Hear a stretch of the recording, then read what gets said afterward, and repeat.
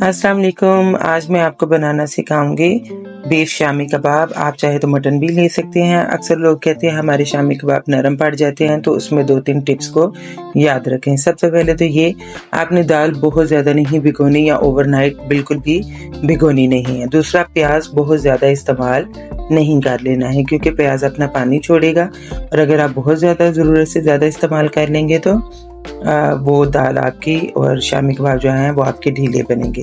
तो इन 2 चीज़ों का ख्याल रखना है। मैंने सिर्फ दाल जो है वो 2 से 3 घंटों के लिए भिगोई है, इससे ज़्यादा दाल को भिगोने की ज़रूरत नहीं पड़ेगी। और जो मैंने प्याज लिया है वो 1 बड़ी प्याज इन शामियों में जाएगी। तो आपने सबसे पहले बीफ डाल के इसका कलर चेंज कर लेना है। ऑयल आपने बिल्कुल थोड़ा सा यूज़ करना है। मैंने अबाउट 50 ml यूज़ किया है। 4-5 टेबल स्पून आपके ये बन जाएंगे। तो इसमें जब बीफ अपना कलर चेंज कर लेगा तो हमने दाल इसमें डाल देनी है। याद रखिएगा, बीफ अगर आप यूज़ कर रहे हैं तो बीफ की टाइमिंग तकरीबन 30 मिनट्स बनेगी कुकर में, दाल भी उसी के साथ गल जाएगी।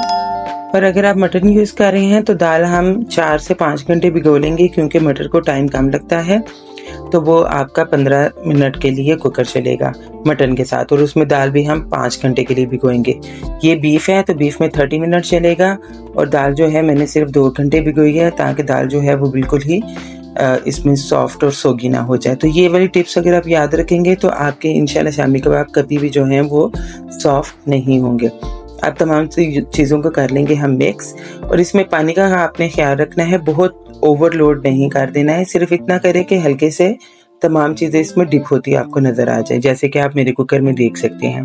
अब इसको बंद करके मैं 30 मिनट के लिए चलाऊंगी ताकि पानी फुल खुश्क हो जाए। नीचे आंच जो है वो मीडियम रखिएगा, बहुत तेज़ रखेंगे तो चीज़ें नहीं गलेंगी लेकिन पानी जल्दी खुश्क हो जाएगा, फिर नीचे लगने का भी इम्कान होगा। अब इसको हम करेंगे कंप्लीट ठंडा, बिल्कुल ठंडा करेंगे। बिल्कुल ठंडा करने के बाद आप इसको चॉपर में चॉप कर लें। फिर ये तीसरी एक और टिप है, तब भी ये बहुत ज़्यादा सोगी नहीं होंगे और जान पकड़ेंगे।